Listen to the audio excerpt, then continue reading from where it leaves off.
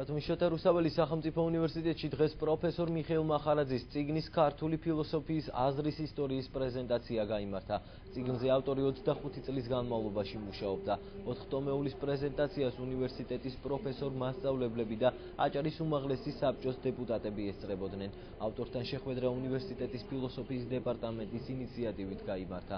მიხეილ მახარაძე მაისში საქართველოს პრეზიდენტმა მეცნიერებათა დარგში ეროვნული პრემიით დააჯილდოვა. ეს არის პირველი ასეთი ფართე მასშტაბის ნაშრომი, რომელიც მოიცავს ქართულ ფილოსოფიასა და ქართულ ფილოსოფიურ აზრს მე-4 საუკუნიდან მე-20 საუკუნის ბოლომდე. და შეიძლება ითქვას, რომ იდეალურად ვერ ვიტყვით, მაგრამ ამომწურავად არის გაშუქებული ყველა საკითხი. ეს 4 ტომეული მნიშვნელოვანი წვლილი შეიტანს ჩვენი არამხოლოდ ჩვენს უნივერსიტეტში საგანმანათლებლო პროცესის მისამართით, მის განვითარებაში, არამედ საერთოდ ქართული ფილოსოფიური აზროვნებისა და ქართული მეცნიერების განვითარებაში.